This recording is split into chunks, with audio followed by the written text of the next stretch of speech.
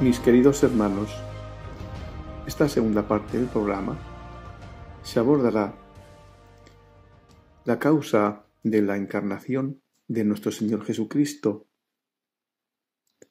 que no es otra que el modo en que Dios va a reinar en el adestra, en el exterior, en el tiempo. Nuestro Señor Jesucristo se encarna con una doble naturaleza, la divina y la humana. ¿Y por qué la parte humana? Porque nuestro Señor Jesucristo, a través de su humanidad, despliega todos los efectos de la divinidad a través de toda su vida en la creación.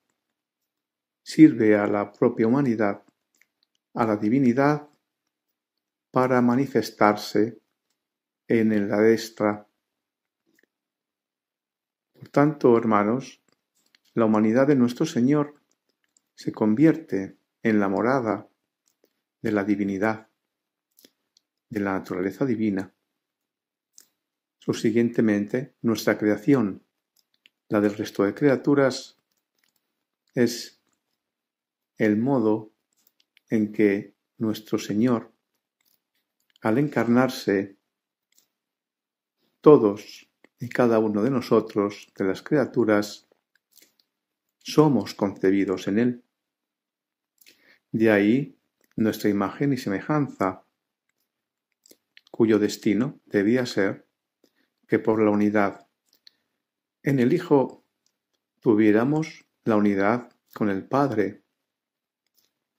El apóstol San Juan 17 nos lo ordena, nos lo comunica, cuando le dice al Padre: yo en ellos, para que yo y ellos estemos unidos en ti, para que seamos todos uno.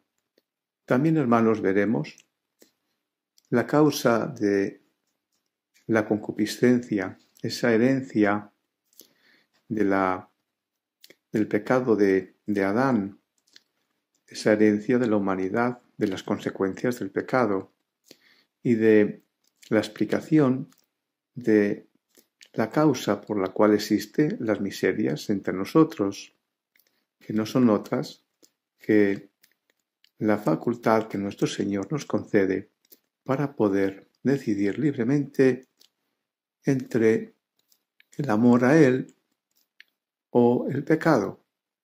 En otro caso, hermanos, esa libertad nunca podría haber sido ejercido por el ser humano. Así se lo muestra nuestro Señor Jesucristo a la sierva de Dios en el libro del cielo. Y por último, hermanos, se dará a conocer las tres pasiones de nuestro Señor, la del amor, la del pecado y la de los judíos, y de lo que hemos perdido por olvidarnos de la pasión de nuestro Señor, no aprovechar lo que en ella contiene. Nos acompaña nuevamente el Padre Osvaldo Perleche Santa Cruz, párroco de la parroquia de San José de Cartavio, de la archidiócesis de Trujillo, Perú. El Padre Ángel Martínez Sagasti, miembro del Opus Dei, residente en Paraguay. El Padre Pedro Luis Reyes Lebrón, párroco de la parroquia de San Jorge en Puerto Rico. Y el doctor Tomasini, como traductor de los escritos de la sierva de Dios Luisa Picarreta y experto en el conocimiento de los mismos. Le damos paso, doctor. Muchísimas gracias por estar con nosotros. En la eternidad, la humanidad del Verbo, lo que en el futuro, en el tiempo, se va a llamar Jesús, ya estaba. Y en esa imagen que él había pensado, es en donde toma el modelo para la creación del hombre.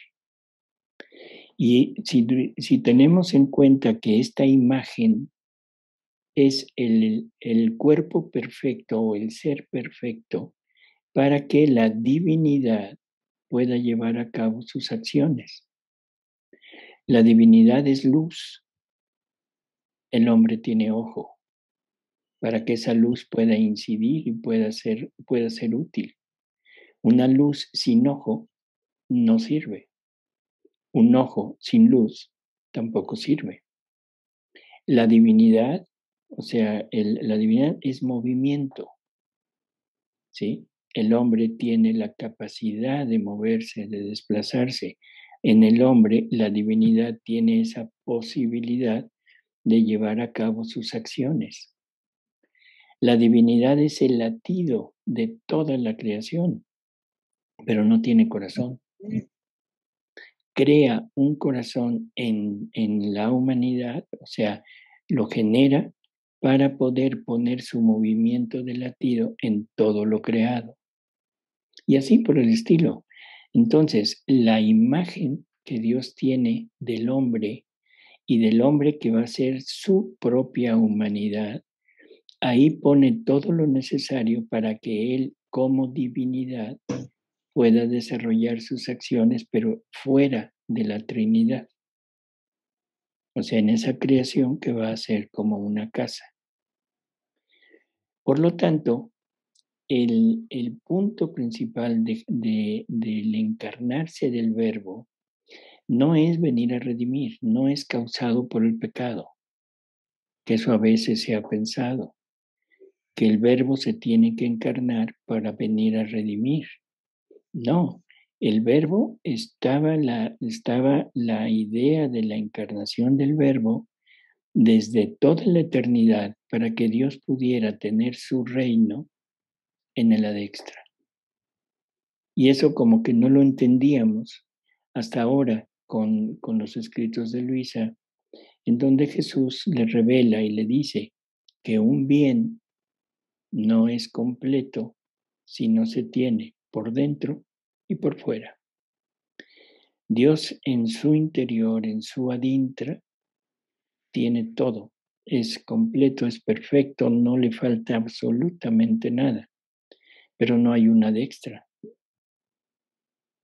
No hay con quién relacionarse aparte de él.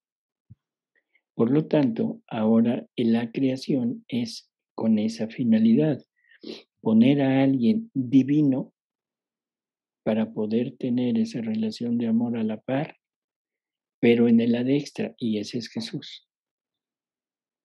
Entonces, la finalidad de la encarnación del Verbo era tener el reino de Dios en el adextra, que era en el mismo Jesús. Y aquí ya nos tenemos que ir directamente a los escritos de Luisa porque ya no hay nada en la revelación pública donde Jesús nos dice que cuando decide que antes de crear al hombre, Él ya está hablando como humanidad, como ser humano.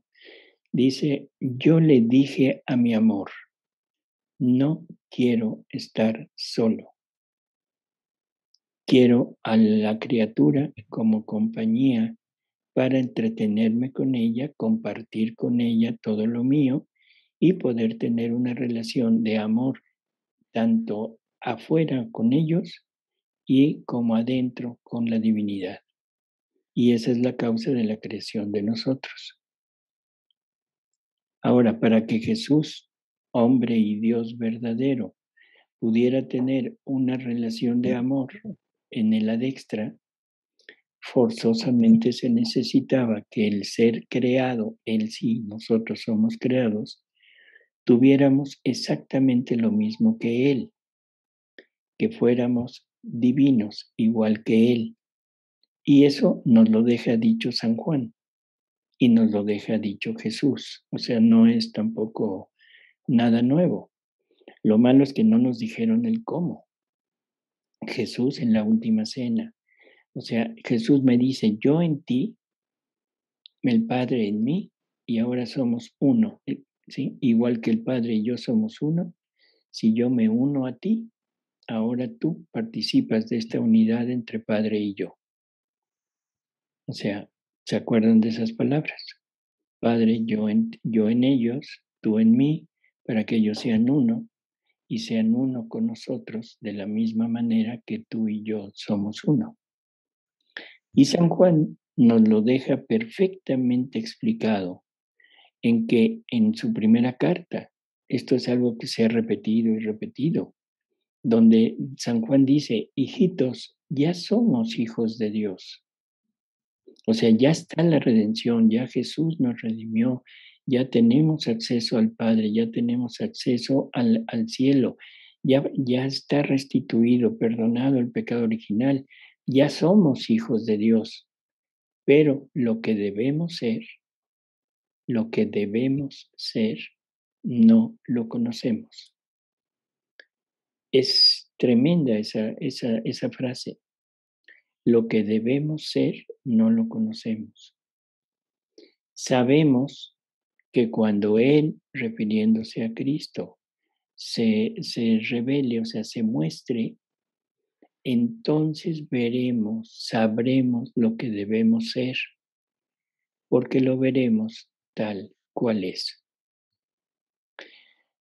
En este punto es en donde yo quisiera centrar ya todo lo de la pasión, porque ahora ya tengo la idea de que yo debo ser igual que Jesús, con Él en mi interior, no por mí, sino como un don que Dios me va a dar y que lo quiero tener junto conmigo, y que eso es lo que me va a dar la posibilidad de actuar Doctor, con Dios. ¿Sí? doctor, Sí. quería hacer un inciso ahora que va a entrar en la pasión del Señor. En lo referente a algo que yo creo que todos nos hemos preguntado alguna vez y que es bastante común plantearlo. Quien realmente se sale de la divina voluntad es Adán. Quien comete el pecado de la desunión con el Creador es Adán. Luego, esa herencia de todas las criaturas que han descendido del seno de Abraham, de Adán y de Eva, esa herencia de la concupiscencia, en definitiva, no habiendo sido la criatura quien ha originado aquel pecado, sin embargo, es heredera.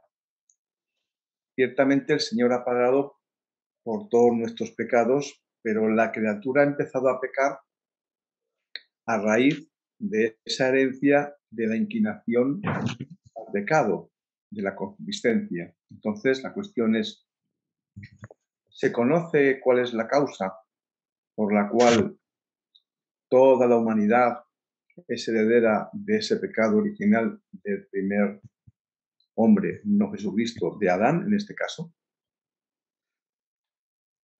Bueno, yo lo primero que diría, o sea, no sé, es que el pecado no se hereda. Eso es definitivo. Y, o sea, hay mucha controversia con esto. Aquellos dichos de la divinidad que Él castiga la maldad del hombre hasta la tercera y cuarta generación, se ha tomado como que se heredan los pecados.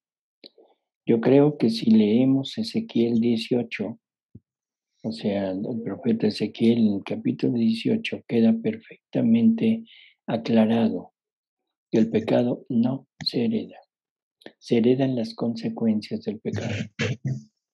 Adán comete desobedece a Dios. Pierde con eso el derecho a tener la posesión de los dones que se le habían otorgado, tanto los dones preternaturales como los sobrenaturales. Los sobrenaturales son los más importantes, que era la vida divina y la voluntad divina. En ese momento el hombre queda desprovisto de la gracia y ya no puede tener acceso a la divinidad, ya no puede tener acceso al cielo. Ninguno de los grandes del Antiguo Testamento, ninguno de los grandes santos, un Abraham, un Moisés, un Isaías, un Elías, todos los profetas, incluyendo a San José, ninguno pudo entrar al cielo, porque todos estaban muertos a la gracia. ¿Por qué? Porque Adán, perdiendo la vida divina y perdiendo la voluntad divina, ya no la puede heredar. O sea, lo que nosotros llamamos pecado original es la ausencia de vida divina y de voluntad divina, la ausencia de la gracia. Por lo tanto, quedamos totalmente inermes. Yo no heredo el pecado de Adán, no heredo la desobediencia, heredo la consecuencia de esa desobediencia, que es diferente. Entonces, aquí ya empezamos a entrar en ese terreno. O sea, pero antes yo quisiera aclarar cuál era la finalidad de habernos creado a imagen y semejanza. Cuando San Juan nos dice lo que debemos ser, lo vamos a conocer cuando Jesús se muestre tal cual es, porque entonces lo veremos en plenitud. Entonces la pregunta es, bueno, ¿qué es lo que vamos a ver? Vamos a ver una humanidad como la nuestra, igualita. Vamos a tener una naturaleza espiritual igual que la suya, un alma, un espíritu, las tres potencias del alma, porque él tenía un alma, un espíritu y tenía voluntad humana, inteligencia humana y memoria humana. Eso también lo tenemos nosotros. Pero ahora la pregunta es, ¿qué más tendrá? Bueno, pues simple y sencillamente lo que tiene es naturaleza divina. Y esa es la que perdimos. Esa es la que ya no tenemos nosotros. Esa naturaleza divina tenía que actuar, ser semejante a las acciones de Jesús, o sea, actos divinos. Y lo que Dios quería era tener una retribución de actos divinos con actos divinos, un amor divino que Él nos da y un amor divino que le damos, una gloria divina que nos da y una gloria divina que le retribuimos. O sea, es ese intercambio de vida divina. Jesús, en pocas palabras, nos dice esto en los escritos de Luisa, cuando dice vivir en la divina voluntad es darle Dios a Dios. Entonces, lo que el hombre perdió fueron los dones.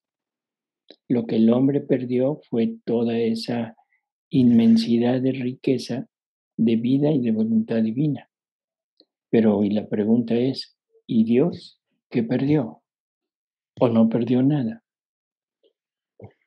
Por supuesto que perdió. ¿Y qué fue lo que perdió? Bueno, simple y sencillamente pierde la parte de la retribución.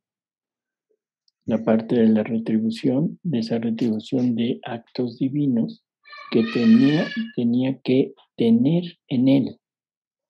Eso es lo que Dios pierde. Por lo tanto, ahora la redención que viene a ser Jesús es en dos sentidos. Es redimir al hombre, o sea, redimir al hombre quiere decir salvarlo primero, restituirle la gracia, restituirle la vida divina, y segundo, restituirle a la divinidad todo lo que se le debía. Se le debía actos divinos, se le debía gloria divina, se le debía amor divino. Y esa es la parte fuerte de la redención. Entonces, no es nada más la salvación del hombre, sino es para que eso se le pueda restituir al Padre, se necesita que el hombre sea rehecho, se le sean dados nuevamente tanto la vida divina como la voluntad divina. No es solamente la salvación. ¿Y hay alguna explicación de esa herencia, de esas consecuencias del pecado cometido por Adán?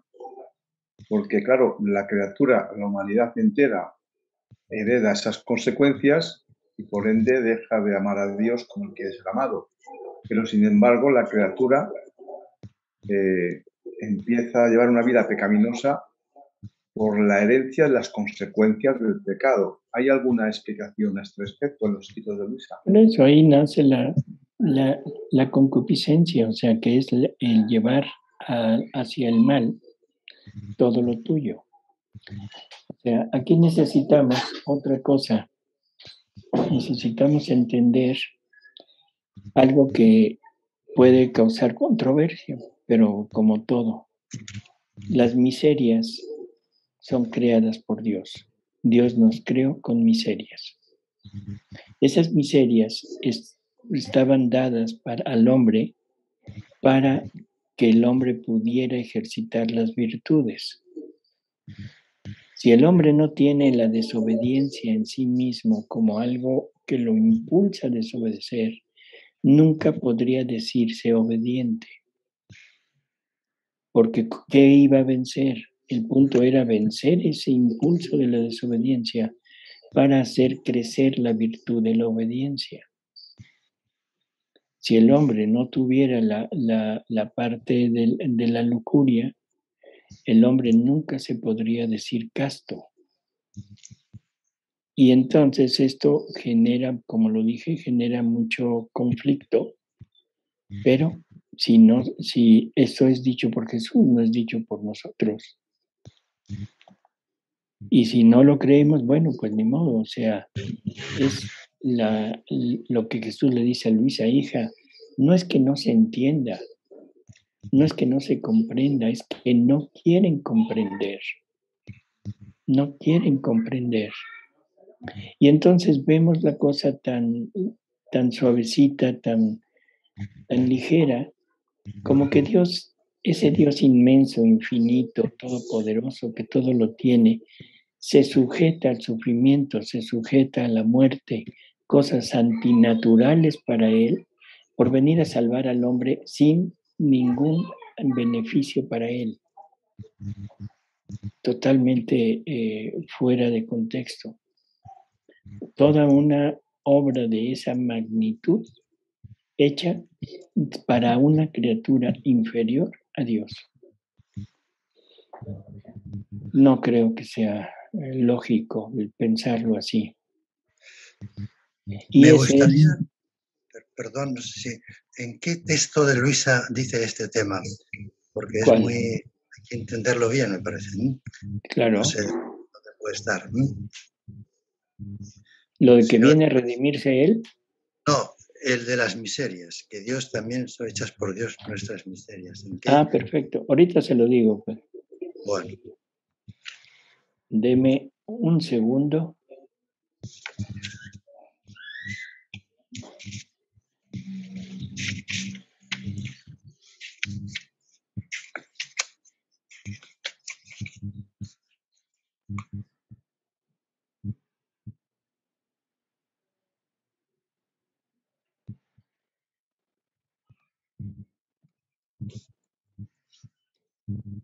Es en la lectura 6 del libro 6, la lectura 139, Padre.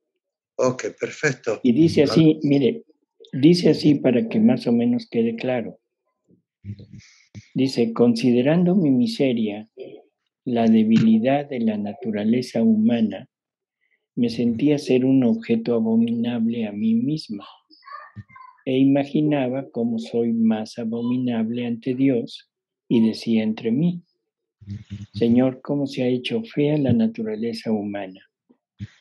Y viniendo Jesús me ha dicho, hija mía, nada ha salido de mis manos que no sea bueno. Más bien he creado la naturaleza humana bella, pero de apariencia engañosa. Y si el alma la ve despreciable, purulenta, débil, abominable, esto sirve a la naturaleza humana como sirve el estiércol a la tierra, que quien no entiende del todo diría, loco aquel que ensucia el terreno con esta suciedad. Mientras que quien entiende sabe que esa suciedad sirve para fecundar la tierra, para hacer crecer las plantas y hacer más bellos y sabrosos los frutos. Así que he creado la naturaleza humana con estas miserias, para reordenar en ella el orden de todas las virtudes. De otra manera, quedaría sin el ejercicio de las verdaderas virtudes. Ya. Creo que es clarísimo lo que está diciendo. Sí, entiendo. ¿Puedes repetirme el libro? ¿En dónde? ¿El libro 6 qué número? Es el libro 6, la lectura 139, padre. Es de octubre 24 de 1905. Lo que entiendo es que esas miserias son como perfectas, digamos, buenas. No es que sea, no, Dios no puede hacer algo imperfecto, pero ha hecho limitada la naturaleza humana de tal manera que esas limitaciones pueden servir para que vaya ejerciéndose, entiendo yo, ¿no? O sea, no es, uno puede entender miserias como los males, ¿no? Y Dios no crea el mal, sino las debilidades, digamos, que uno tiene por su propia naturaleza, tal como es la naturaleza. Él también asumió nuestras debilidades, ¿no? Exacto, pero el punto, punto de la miseria, padre, es que la miseria usada por el hombre se convierte en la concupiscencia.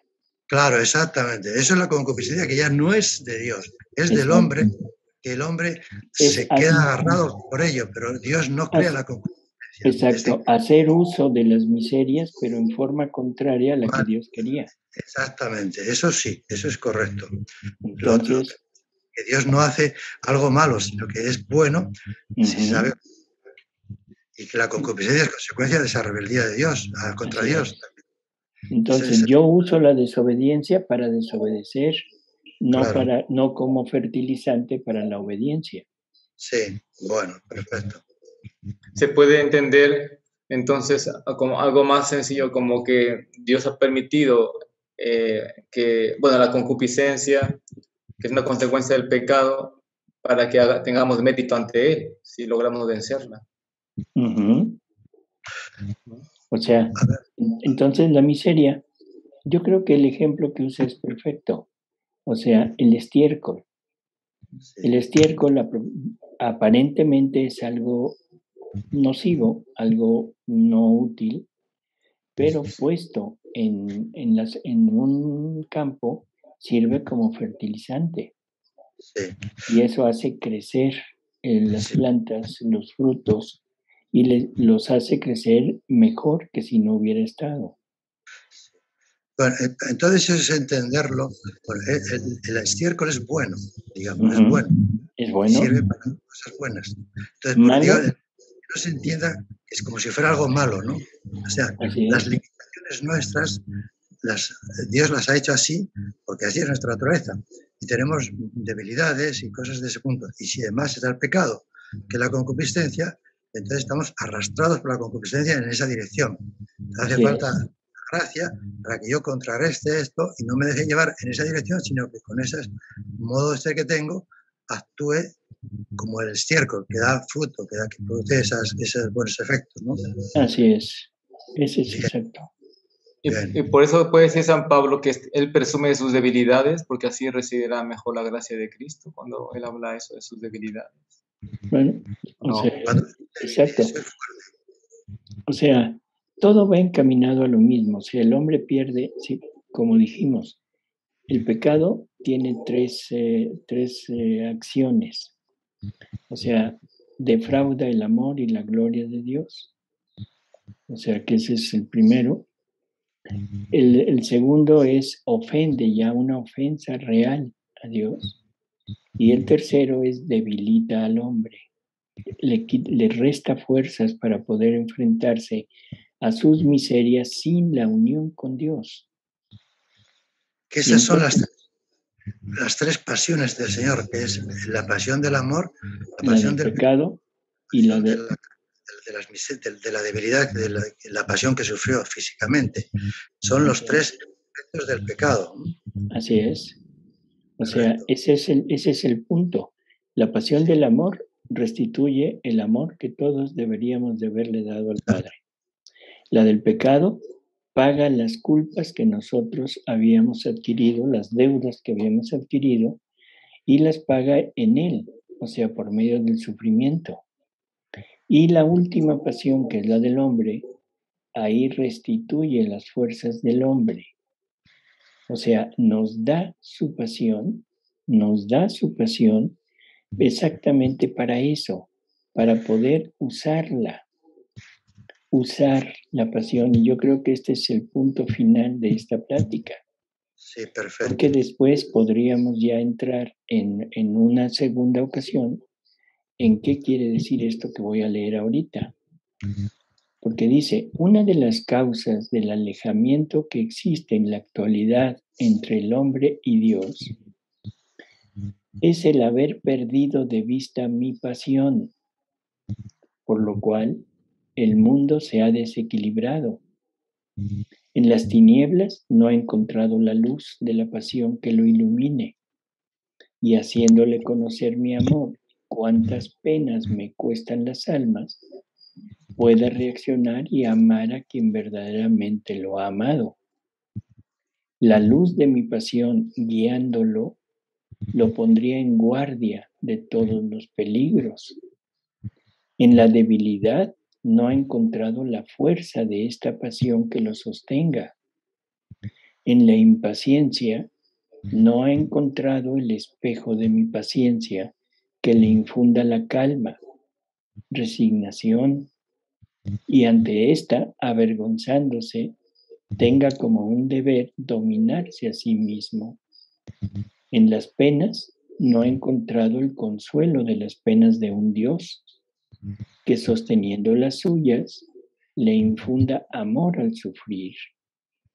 En el pecado no ha encontrado la verdadera santidad, que haciéndole frente le infunda odio a la culpa.